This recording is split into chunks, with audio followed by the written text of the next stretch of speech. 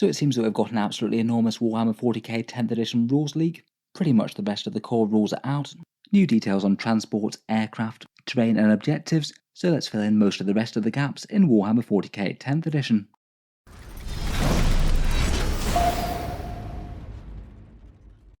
Hello and welcome back to Warspecs Tactics, where today we're talking through another 10th edition 40k rules leak. It does seem that Games Workshop really aren't that successful at keeping the lid on things, as it's not really been that long since the last major one where we had the previous half of the rules. Last week or so we had most of the core rules of 10th edition escape confinement early, one person taking a picture of a whole bunch of the pages of the Leviathan book and uploading them to the internet. We had the vast majority of the rules already from that, the core phases plus the stratagems and a few other bits and bobs, but there were a fair few gaps in it and questions that we still had, things like transports and aircraft rules, a few bits about starting missions and playing games, and perhaps just a few other things that wouldn't be confirmed as negatives until we knew the full picture. Now though, it looks like another source has stepped in to fill in the gaps. I've seen the new rules discussed in various places around the internet, but I believe the original source for this is this video by the Honest Wargamer. Basically it's a great big how to play Warhammer 40k 10th edition guide, very stylishly made and nicely edited. I'm sure it'll be a massive help to lots of people starting 40k 10th edition. I thoroughly recommend giving it a watch, it's very engaging, delivering all the rules in a nice punchy format. Lots of people have been talking about the things that already leaked the previous week, but it looks like this leak has literally everything else in it. And I'm going to guess that this is probably the primary source for this, seeing as it wasn't listing any other leaked source or other person giving the rules in the credits, though of course if I'm mistaken on that, I'll update it below in a pinned correction. Obviously none of this is officially confirmed yet I guess, it's still worth taking literally everything that you've seen so far with a pinch of salt until Games Workshop release those digitally download rules, they could still change things. But I feel like it's very unlikely that someone would go to making the effort of making a video with this sort of production if they didn't have the rest of the rules to fill in the gaps. And I feel like out of all of these leaks there's no real major surprises, just a few clarifications as to how certain things work, a few bits that they've done very slightly differently, but nothing that's absolutely revolutionary. We do pretty much have the full picture already. As a full how to play guide, that video covers literally everything about how to play Warhammer 40k 10th edition. In this video I'm just going to talk through the few bits that we didn't know already in terms of leaked rules. This is just a reaction video to new information that hadn't been widely circulated before. Obviously full credit goes to the person who actually came out with the information. I definitely recommend going to check out their video as well. Still, despite this, we still seem to be missing at least a couple of rules from the main core ones. This one covers basically everything in the actual core Leviathan book, but it appears not to have those battle cards or anything to do with how they might set up a mission. So I guess we're still technically waiting on a little bit of information there that might change a few things. Plus I noticed there was nothing on anything like that super heavy walker keyword that we saw for the knights. I guess that might be something that's faction specific though, maybe found in their data cards. Pretty much everything else though does indeed appear to be covered. First up, one question that a lot of people had would be how people would go about starting a game of Warhammer 40k. Small changes here can have a very big impact on the way that a game unfolds. Most of it is pretty much as you'd expect it would seem. You have an attacker and defender still, and you roll off to determine which is which. According to this leak, it seems that the winner of the roll off becomes the attacker. What relevance that has though is maybe just a little bit more unclear. Maybe that'll be purely for picking board side or who gets to drop the first unit first. If it's the same as 9th edition, I guess the person who's the attacker would get to pick the side of the board that they want to be on, but then would also drop the first unit so the opponent gets a little bit more information with the deployments. In starting a game for 10th edition, there also seems to be a bit more of an extensive set that seems to be the equivalent of declare reserves and transports. This one's a little bit more involved now. As well as declaring strategic reserves, you also declare transport occupants, and also with the 10th edition leader mechanics, you'll now also declare which leaders attach to which bodyguards in this step. Interestingly enough, as we'll get on to aircraft as well, it also seems that any aircraft with the hover keyword as well, you'll have to declare at this step as well. It seems that there's no more chopping and changing throughout the game as well. They're either going to be hover aircraft or zooming aircraft for the entire game long. Apparently the official way to declare these is for both players to basically note down their selections secretly and then unveil them at the same time. I guess that's basically so neither player has an advantage there. I must admit, for most more casual games that really feels like a bit of a faff to me. All a bit cloak and dagger, and I feel like most people will probably just be declaring and telling their opponent what their intentions are. Then apparently for deploying units, you still alternate the units one by one. Again, not 100% sure whether or not it's the attacker that deploys first here. It looks like it was an area that was just skimmed over a bit in the video, unless it just varies mission by mission. According to the video, if you've both got infiltrators, so units that set up in the midfield, you'll roll off and one player gets to deploy all theirs first. It doesn't sound like you alternate for that. Then first turn again is a little bit nebulous, no details from this league, but they said it depends on the mission. I guess that will be in the card deck as opposed to in the core rules, I suppose. After you've determined that though, it's the player who goes first gets to scout move all their units first though. I think that was already confirmed by Games Workshop. It does seem like quite a big swingy advantage to me. Taking up a whole load of positions in the midfield is pretty massive for winning the game as a whole. Overall, I think it's kind of interesting to get a little bit more of a formal idea as to how this works. I feel like it's still a section that we need a bit more clarification on. Things like first turn and what attacker and defender mean are kind of important. I guess it might not be the longest until we get more leaks or Games Workshop release the entire pack though, and there's a decent chance we might see more Games Workshop's rules previews next week. Next up, and one quite big rule section that we were very much missing, are the rules for transports and aircraft, units that work a bit differently both in terms of movement, shooting and fighting, and their rules didn't seem to be lumped in with the core rules when we got that leak. For transports, I'd broadly say that there aren't really any major surprises in here, besides the things that Games Workshop had already shown off with models getting out of vehicles after they've moved. Probably the other biggest thing is how casualties are dealt when a transport gets destroyed. As we've already seen from Games Workshop's previews, transport capacity is on the back of a unit's datasheets, and any restrictions there, such as the Land Raiders one saying it can transport things, and some units like Gravis and Terminators take up more space. From this leak though, we got some details about dedicated transports. Basically, much like Arcs of Omen, if you're bringing dedicated transports along, then you absolutely have to start a unit inside them. If you don't, then as with Arcs of Omen, the dedicated transport is destroyed. Basically to make sure that you're never bringing along just cheap chaff rhinos to flood the field with, as occasionally it weirdly made sense to in some editions past. That doesn't seem to apply to non-dedicated transports though, things like Land Raiders. Also, as per the previous leaks, if you've got a scout keyword, then they confer this onto the dedicated transport, so if Sisters Dominions still have scouts, they'll confer that onto their rhino, kind of similar to now. For embarking and disembarking, this basically confirms as I was suspecting it really. It's very similar to 9th edition. You can embark units if every model ends a normal, advance or fallback move within 3 inches of the vehicle, and then the transport can go on move as per normal. The really big change to transports is the one that Games Workshop showed off, the one where basically if you move a transport you can still get your models out after it, and that move must just be a normal move, it can't be an advance or a fallback. When you get your models out they count as having made a normal move, and as I very strongly suspected, they can't make a normal move after that, and they also can't charge the enemy either under normal circumstances, unless they've got a fancy rule like that Land Raider assault ramp. They can still shoot though, and it is going to be pretty excellent for delivering shooting units onto midfield objectives, zoom them up, jump them out, hopefully have some good objective control points on the midfield objectives, and light up the enemy. I'm not surprised that the unit doesn't get to move after, that seemed pretty likely, particularly with Terminators getting out of a Land Raider. They've already got a fairly crazy charge threat range out of that thing, never mind if they add on their 5-inch normal move as well.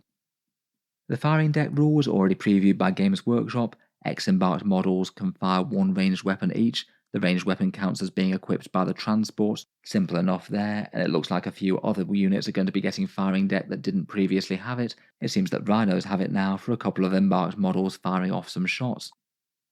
Finally, the other thing that I was interested to find out was how destroyed transports affect their occupants. From Games Workshop we already knew that that would confer battle shock until their next command phase, but it actually seems that you might be taking a few less casualties when certain units get out. If a unit has their ride shot out from under them, then you roll a dice for each model in the squad as per now, and for each roll of a 1 you take 1 mortal wound, rather than having just 1 model slain. It won't be the biggest change in the world for certain units. Things like Imperial Guardsmen or Sisters of Battle will still treat this much the same, I guess. But this is really quite a big deal for big chunky units like say Blade Guard Veterans or Terminators. They've got multiple wounds to absorb that damage. Previously, it could be quite painful when these big hefty elites got their transport killed. It could kill a serious amount of these heavy models. Now though, it's only likely to lightly injure one of them. You're not going to be losing whole miniatures quite as often unless you roll really poorly. The battle shock thing could be quite big for using stratagems and things, and it does seem that they've kept a charging debuff which is relevant from 9th edition. Games Workshop introduced that if your transport was destroyed in your own turn, the unit that gets out is prohibited from charging out of the wreckage. This one's basically done to remove a weird scenario where it could be advantageous to get your transport killed in your own turn, and it might give the unit inside a super short charge range, potentially one that would have been undoable with just moving the transport normally. Finally, we also seem to have the new emergency disembarkation rules here. This was a core stratagem that I strongly suspected had been moved into a core mechanic, much in the same way as Desperate Breakouts. The flavour of this remains fairly similar. Basically, you can get out at a 6-inch range if your models can't fit within the normal 3-inch range when your transport is destroyed. That's usually due to enemy engagement range screening you out. Now you still will take some more damage, but again it's maybe not quite as punishing to big chunky units. You roll a dice for each model doing this, and on a 1 to 3 they take a mortal wound. Still fairly painful for lighter units, but beats having the units destroyed because you can't get out and there's just not enough space. That still happens if somehow you manage to be screened out all the way to 6 inches all the way around your transport. I guess that could happen if you're charged by multiple enemy hordes at once maybe. Overall, as I said, no major surprises there. I was expecting that you probably wouldn't be able to move after getting out of a moving transport. Interesting to know that that dedicated transport change is still there, and you still need to have a unit inside them, and the changes to destroyed transports might not affect 1-wound infantry all that much, but seems to be a big boon for elite things in transports, something that was perhaps a little bit more rare in 9th edition. It'd be quite nice to have Terminators credibly charging out of Land Raiders again. Next up, the other major oddball class covered in this league are aircraft. Again, it seems that there's a few major themes that are kept from 9th edition, but a few changes going into 10th. One of the major nerfs that they got throughout 9th edition does seem to have been ported into 10th, and that's that most aircraft besides hover ones need to always start into strategic reserve, so it means that they won't be appearing on the battlefield until Battle Round 2 at the earliest. It didn't appear there were any particular special rules for strategic reserves and aircraft these days, so I'd guess that might mean that they might have to arrive at the edge of the battlefield. Again though, I suppose it could be one that could be helpful to see the full text to clarify a little bit further. In general though, it does seem that most aircraft won't be impacting the game turn 1, still maybe helping keep them a little bit more peripheral. It does seem that in 10th edition army construction there isn't any restriction on how many flyers you can bring. I suppose this might be Games Workshop's way of making sure they don't overrun the game completely and we don't go back to 8th edition Eldar flyer spam again. Otherwise, movement-wise, it appears that they've changed a bit, and it seems that aircraft flight paths might be even more predictable than they were before. Now apparently the movement rules for them are that they always must make a normal move even if they were in engagement range, and according to this league, they must move directly straight forward. It sounds like they might have lost the ability to make a pivot move before they get to make their move in the movement phase. It sounds like the way that it works means that you must move at least 20 inches straight forward, and then you can opt to make a 90-degree pivot at the end of that move.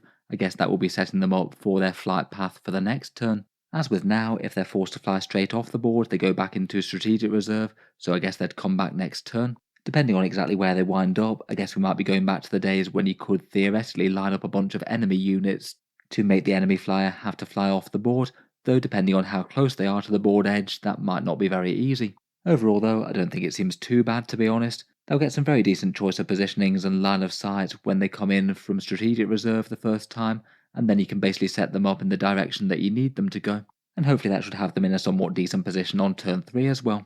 Otherwise, as with now, there's a lot of special rules to basically have them ignored by ground units. They can move over and through them and even end in engagement range, and just basically ignore the flyer for all movement and combat purposes. You can still do a little bit of move blocking with flyers as you can now, as you can't actually end on the base of the flyer. That can still sometimes be annoying to really big units trying to move around in 40k, things like Baneblades and Imperial Knights perhaps being good examples. In melee, despite it not being listed in the fight phase section of the main rules, it still seems that flyers can be charged by flying units, but the aircraft themselves can't charge, pile in or consolidate. It's pretty much just the flyer units attacking the aircraft. Pretty much the same as it is now. I do quite like the imagery that we have of that at the moment, things like Orc Storm Boys jumping up to put a power claw through a plane's wing, or some Assault Marines dropping off a handy melter bomb. Finally, perhaps the single biggest change to flyers is the one to hover aircraft. Currently in Warhammer 40k, you can choose to change between hover mode and flying mode every single turn. You could say have a Storm Raven being zooming over the enemy, and then drop into hover mode to become a bit of a roving gunship, and not be flying straight off the board. Now though, it does look like flyers have lost a bit of flexibility in that way. They basically have to declare hover mode when they declare battlefield formations. It now does appear to be all game long, and it does lose most of their standard aircraft type rules and just gives them a move characteristic of 20 with fly.